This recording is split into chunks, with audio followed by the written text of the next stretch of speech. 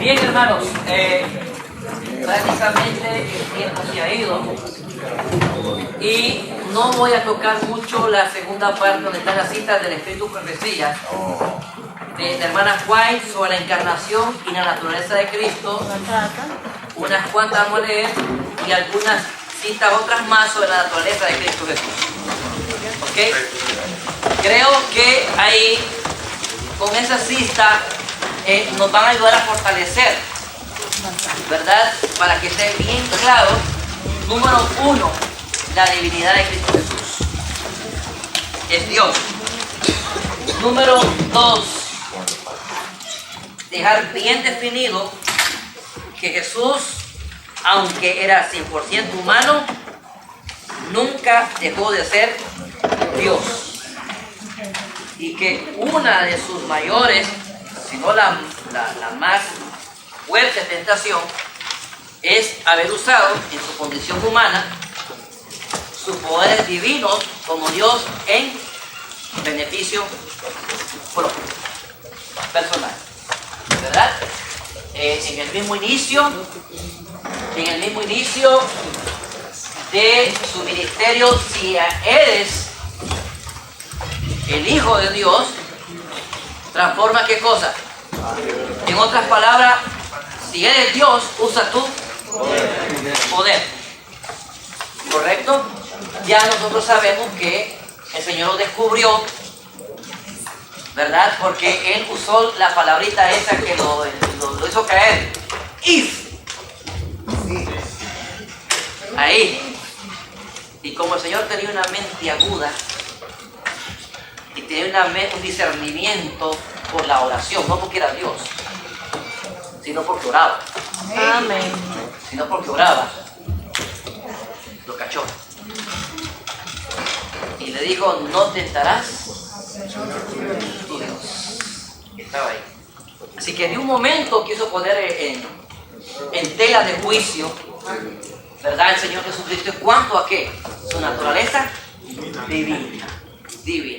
De paso sea dicho, no se le apareció con cacho y con cola, ni vestido de un color que a mí me enseñaron,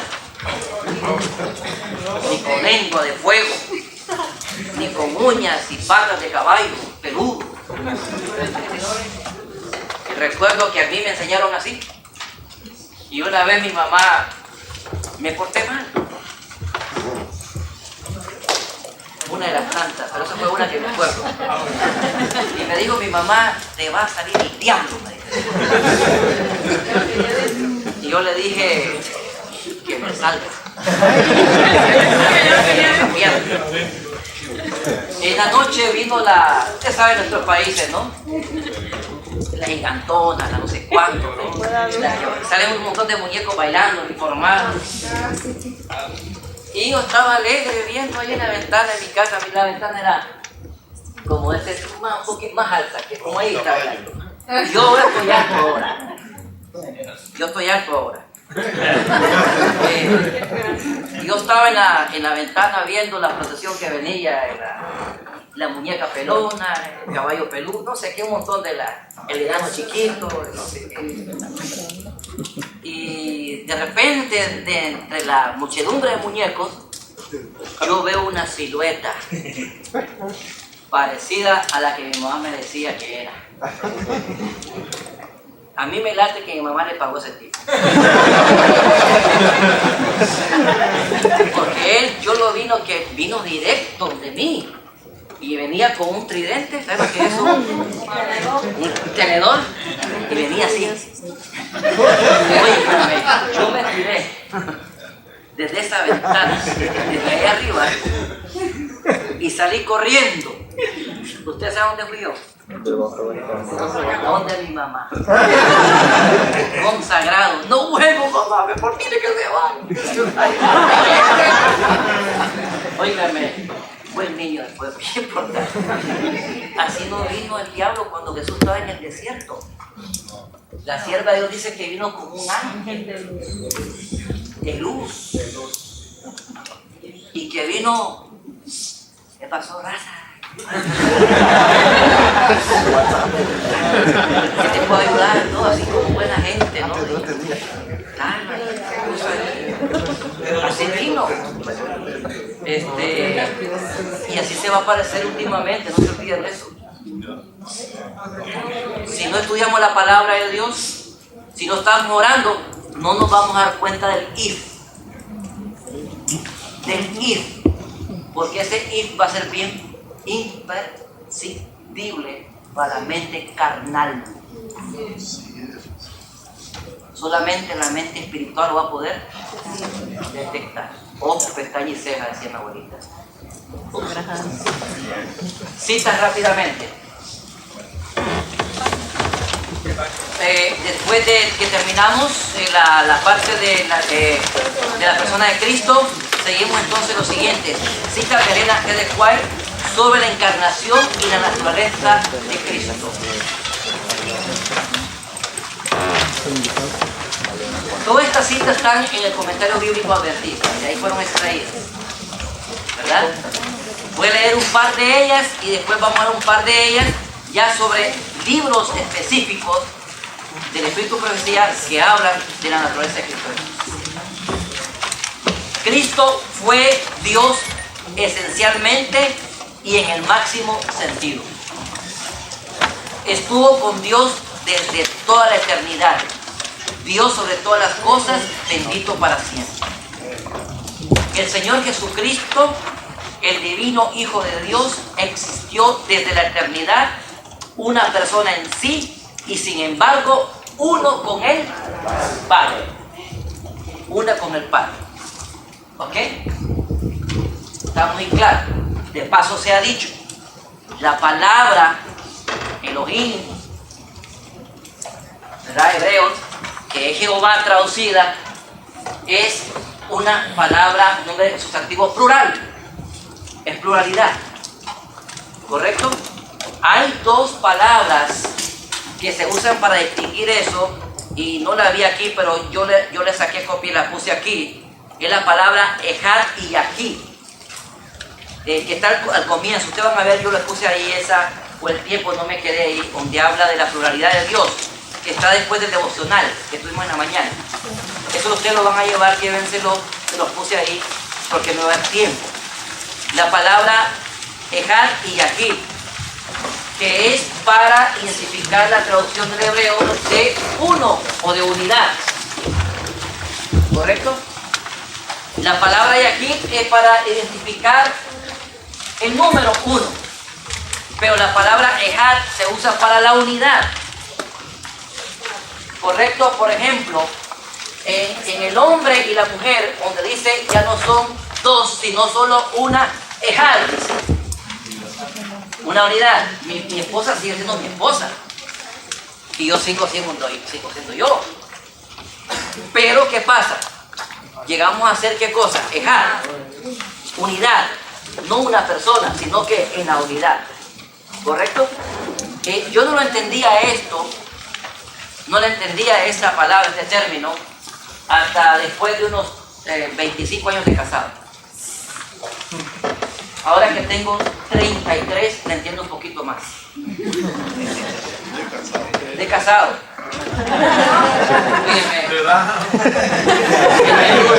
No me di cuenta.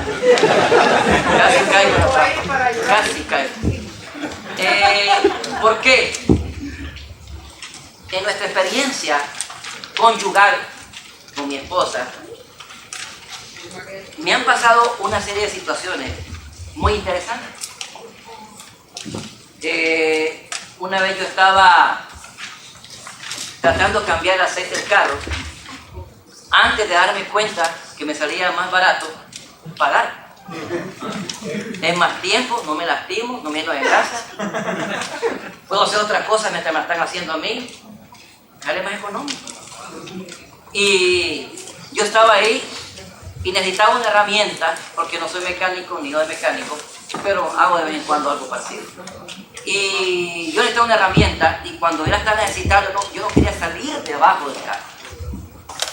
Y en eso ella sale y me dice, ¿me llamaste? Y yo le digo, no, pero necesito que me doy herramienta, me la trajo. Coincidencia. Coincidencia. La otra vez estaba en el basement estudiando y había un calor terrible porque para economizar, pues no abajo, nada arriba, así, pero estaba que yo me estaba deshaciendo. Y como me la doy de atleta, yo aguanto. Y estaba con una sed terrible. Pero yo estaba tan concentrado que no quería pararme. Óigame, la señora viene bajando, me dice, ¿me pediste agua? No, yo la necesito, dame. Me han pasado una serie de cosas.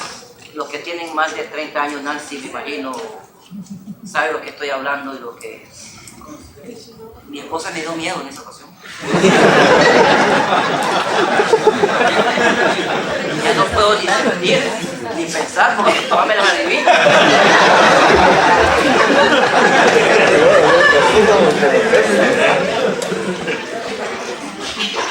Queridos, si en 33 años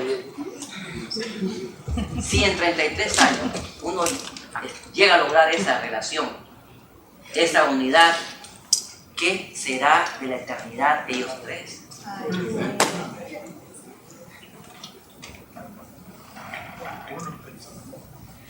Objetivo en todo. En todo. Gloria a Dios por eso. Amén. Así que los que están solteros y quieren entender esto, cásense.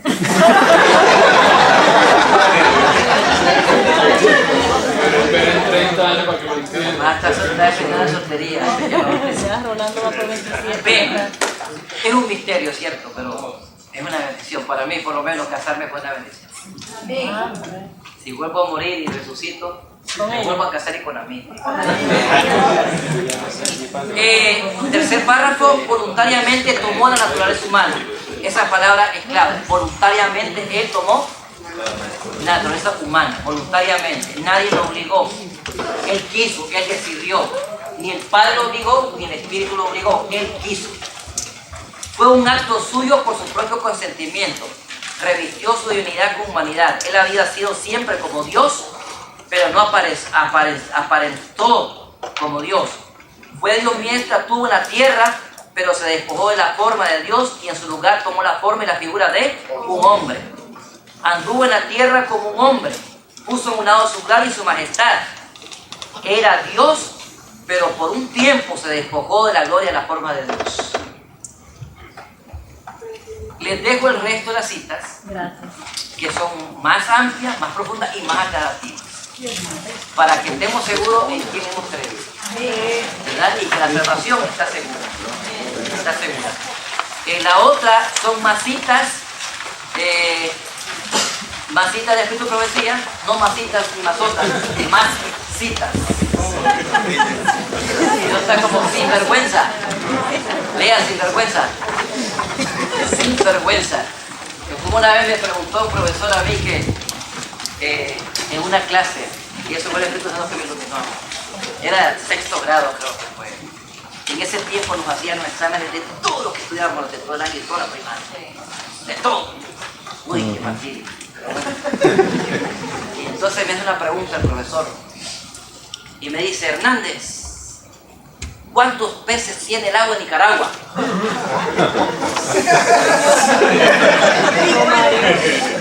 Yo así me pongo a pensar y el Espíritu de Dios que me puso 50. Bien contestado. Y todo el mundo ahí, ¿cómo hacer solo 50 peces? No puede ser. Y el profesor dijo, él dijo con S, no con C. 50.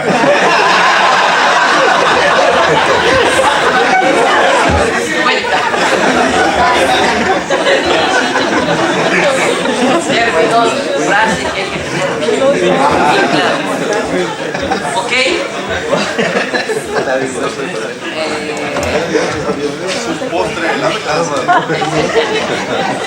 Hay otras citas ahí, ¿verdad? Que ustedes pueden aprovecharla y tener un panorama. más amplio acerca de la naturaleza de Cristo Jesús. Y creo que con estas citas va a quedar más claro el aspecto de podaptario y pedaptario con estas citas, ¿verdad? Con los textos bíblicos, ¿verdad? Así va a ser de gran beneficio. Vamos a ir en 15 minutos, vamos a lecciones de santuario. Hay bastante. Lecciones del santuario. Alguien me preguntó que si este material se puede fotocopiar y se puede compartir con la iglesia. Bueno, el principio lo dio el pastor, ¿verdad? ¿Cuál fue el principio? Compartan, ¿verdad? Lecciones del santuario. ¿Lo vieron? ¿Están separados?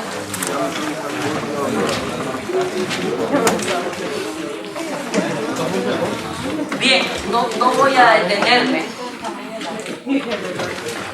No me voy a detener a hablar acerca del propósito y el objetivo de este issue aquí, de esta doctrina del santuario, mucho, pero ustedes saben muy bien que la iglesia adventista del séptimo día es la iglesia por la cual estamos en el nivel máximo del progreso, del avance del plan de salvación.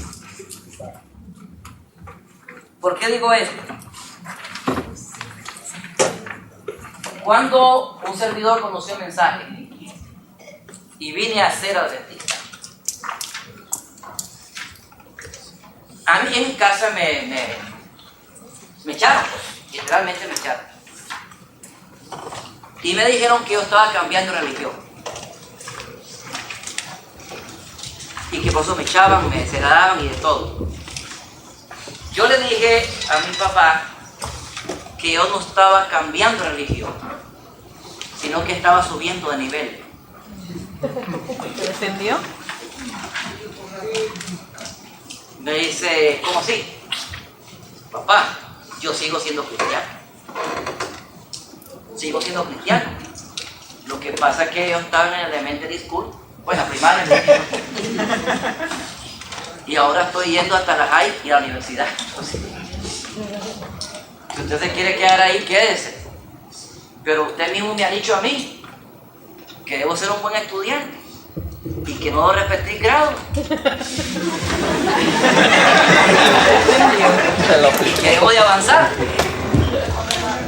Así que le dije, he conocido algo que está a un nivel superior de lo que usted me enseñó y le agradezco. ¿Y sabe qué? Estoy agradecido por la Iglesia Católica.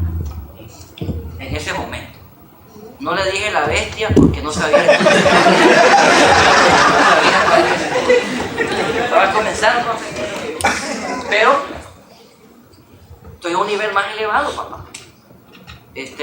Con la Biblia me han comprobado. Yo me sabía el catecismo en memoria, me lo sé todavía. Y cuando doy mis campañas y voy a hablar sobre la segunda venida de Jesús, lo primero que recito es el credo. Y entonces llego a la parte que había de venir la segunda venida y por ahí me voy. Cuando hablo con las personas y le digo, usted es un mal católico. ¿Cómo? Dice sí, porque usted no sigue el ejemplo de María. ¿Cómo así? Pues María, vieron que cuando llegaron al asunto del vino, Jesús le dijo a los que estaban ahí, hagan lo que dice. Eso dice, ese es el consejo de María. Y ustedes no están siguiendo lo que María dice. María volvió el sábado, miren, ¿qué pasó? ¿Dónde están? Malos católicos. O sea, comienzan a pensar. La iglesia adventista, nosotros no tenemos una doctrina que podamos decir que esa es propia.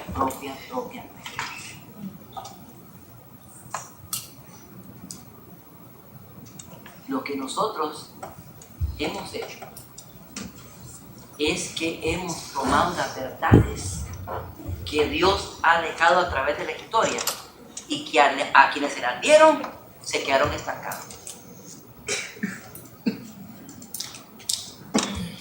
justificación por la fe. Usted, Martín, usted. La Trinidad. El sábado. Todavía hay bautistas el séptimo día. Jim Gentry, ahí trabajó Carlos, creo ahí, que hace metales, estructuras de metales hechas en Chattanooga. Exactamente, ese es el mismo. Yo iba a traducir ahí y me da unos chavitos por ahí cuando iba por ahí. Y yo entraba a la oficina y uno me preguntó, ¿y por qué ustedes guardan el sábado? Me decía. Teníamos confianza, él es bautista. Y entraba hasta allá. Gracias a Dios por ese privilegio. Entonces yo le contesté así. ¿Y por qué ustedes dejaron de guardar el sábado? Así le contesté. ¿Por qué ustedes dejaron de guardarlo? ¿Cómo? ¿Qué me estás diciendo? Pues que ustedes son los primeros cristianos que guardaron el sábado, los bautistas del séptimo día. Y una de ustedes, la Raquel, esa, fue la que nos llevó allá, que fue a regresar a la vista allá a escucharlo a Washington, la ciudad, no el estado, ahí en Maine. Y entonces ella, después que recibió el mensaje adventista, se quedó ahí y les preguntó: ¿y por qué si ustedes están esperando a que Jesús venga? ¿Por qué no están guardando el sábado? ¿Cómo? Y comenzaron. Una bautista ese mismo día. Es cierto, me dice, sí. Gracias a Dios que ha ido yo a un asunto de Rocket que hay por ahí, por la 24. Y ahí vi una iglesia bautista del séptimo día. Y le dije: mira, en tal lugar hay una iglesia bautista del séptimo día. Fui a visitarla y pregúntale a ellos por qué todavía lo matan el sábado. Voy a averiguar eso. Nosotros no hemos tenido algo que sea, sino que hemos cogido las verdades. De todas las verdades. Por eso estamos en el nivel de aprendizaje. Y yo le dije a mi papá, yo no sé si ustedes no lo tienen que hacer. Yo le dije a mi papá: papá, el día que yo me dé cuenta y que me demuestre que esta adventista del séptimo día no es la verdad y me muestren otra verdad y más amplia con la Biblia, yo, así como viene el catolicismo, me voy también para otro. Soy adventista, pero no soy fanático. Mi mente es la mente de los pioneros que vinieron buscando verdades. Ya llevo más de 40 años para la gloria de Cristo Jesús en esta verdad. Y hasta el momento nadie me ha demostrado que estoy errado. Hasta el momento. Y más bien esto me ha servido a mí de ir con las personas que son de otra iglesia y les digo: mira, si tú tienes la verdad, tienes que sacarme a mí el error. Yo tengo una verdad que la voy a decir. Punto. Y así es como entablamos estudio bíblico. Sácame el error, sácame. Tú dices que tienes la verdad, sácame. Yo te voy a decir lo que sé. Gracias al Señor, ya tenemos 40 años en diferentes, como laico, como obrero bíblico. Y gracias a Dios, esta es la verdad única que he conocido y espero hasta el momento, con ayuda de Dios, permanecer en ella. El santuario, entonces, es peculiar en nosotros. Peculiar no en el sentido que nosotros estamos enseñando por primera vez la existencia de un santuario celestial. Porque ya desde Éxodo ya se revela y se dice, según lo que está el texto aquí, Éxodo 25:8, y harán un santuario para mí y habitaré en medio de ellos. Y posteriormente el Señor da ¿qué cosa? Da la instrucción en base a ¿qué? A un modelo ya existente. ¿Correcto? Así que no es algo que podemos tampoco nuevo. ¿Dónde surge nuestra participación como adventista y lo nuevo de esto? Es cuando nosotros le damos la connotación y la aplicación escatológica del santuario. escatológica. ¿Se entiende? Todo relacionado con los eventos, correcto, y le damos entonces la connotación profética. ¿Qué tenemos la ventaja de creer y aceptar, y lo hemos estudiado, que Cristo es el Mesías esperado y profetizado en el Antiguo Testamento? Es la llave para entender el santuario en el contexto escatológico. Por eso los judíos tienen serios, pero serios problemas, aún con el Antiguo Testamento, para ubicarse en el planeta. Serios problemas. Bien, teniendo eso como trasfondo, entonces, vamos a ir rápidamente a tocar varios aspectos del santuario, pero por favor, si no lo terminamos, como dicen por ahí, don't preocupe. Ahí está el material, está explícito y ustedes lo pueden entender bien.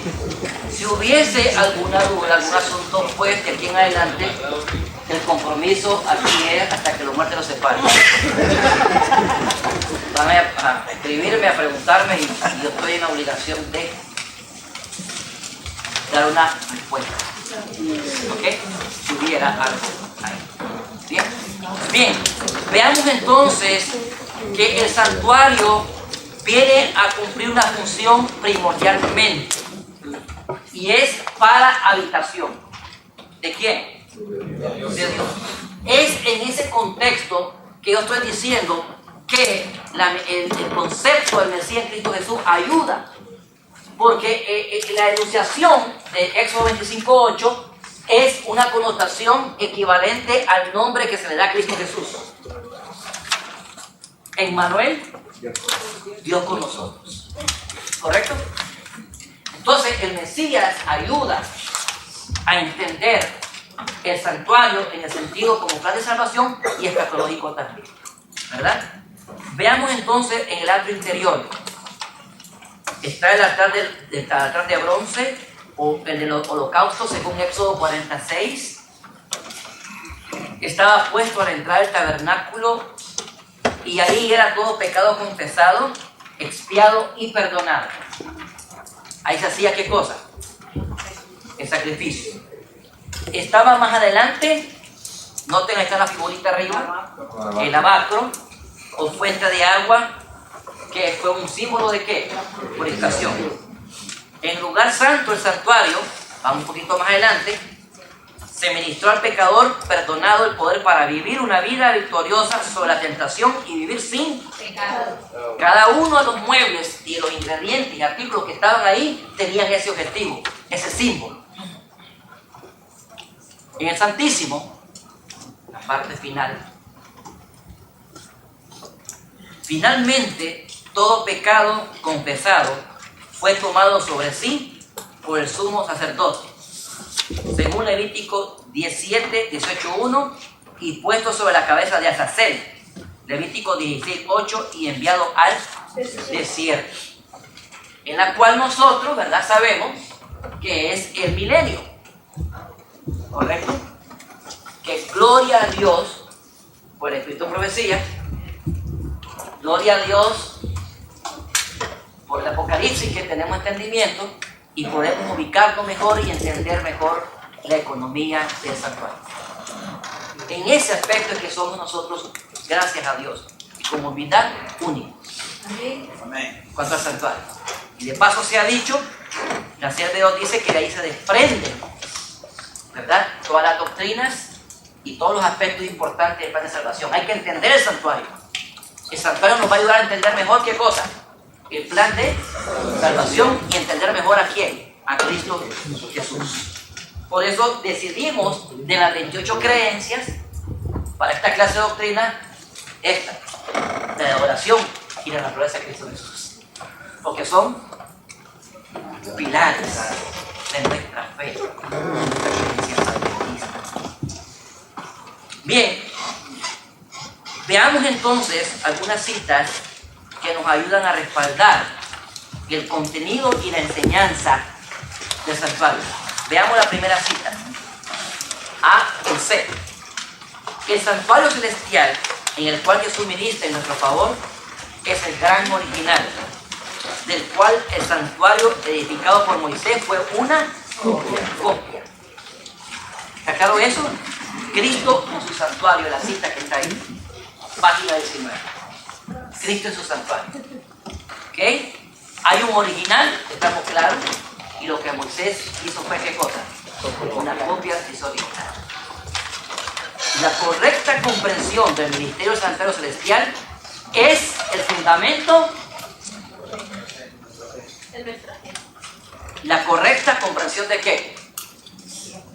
Del santuario.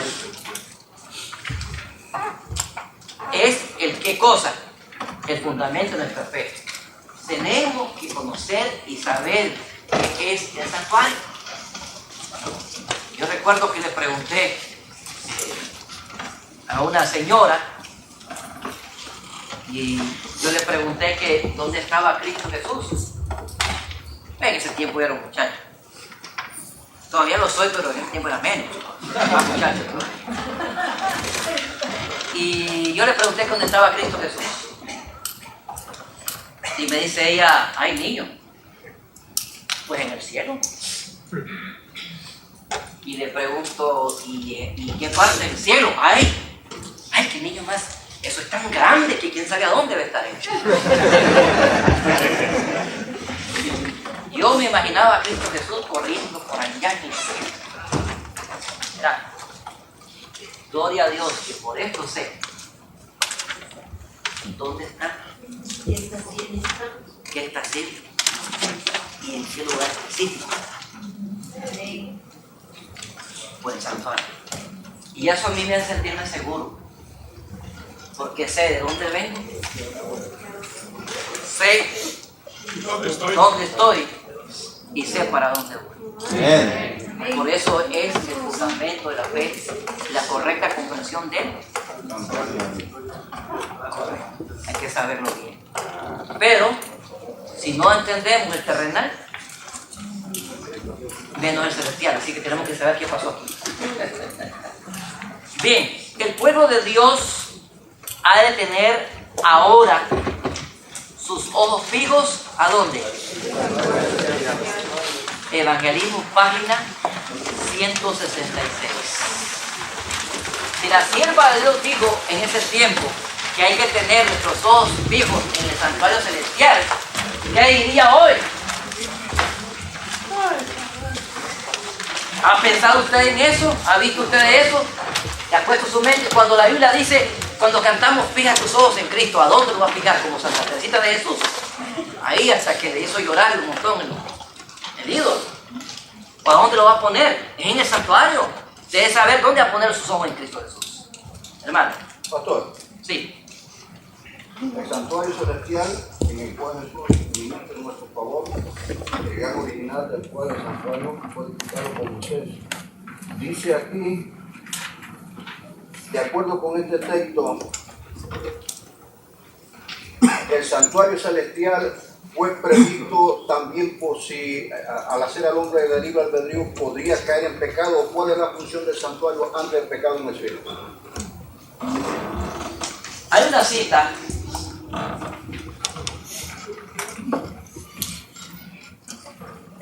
en la cual no podemos decir nosotros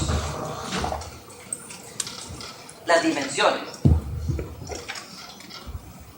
pero sí hay citas suficientes para decir que es la habitación de Dios.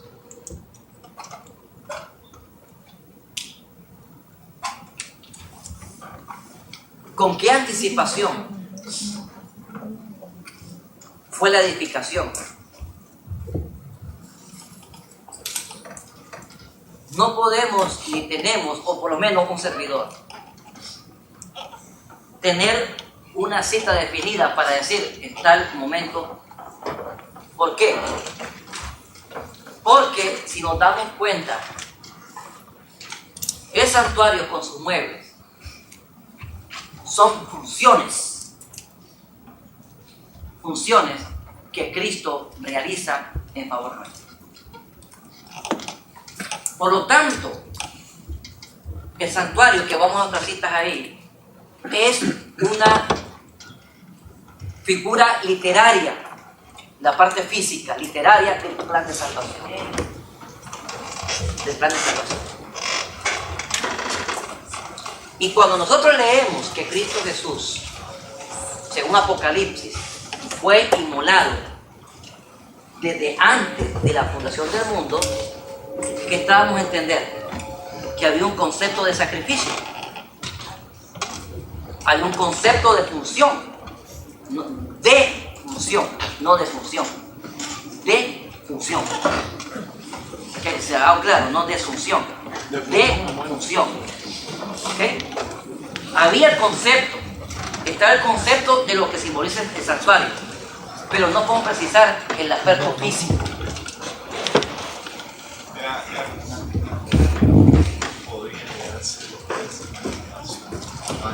Correcto.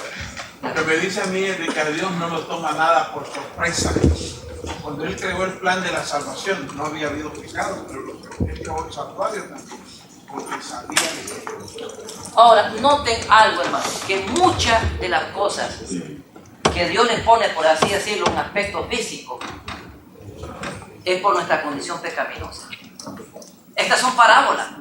El santuario es una parábola materializada para entender el plan de salvación. Es el evangelio dado al pueblo judío. Correcto.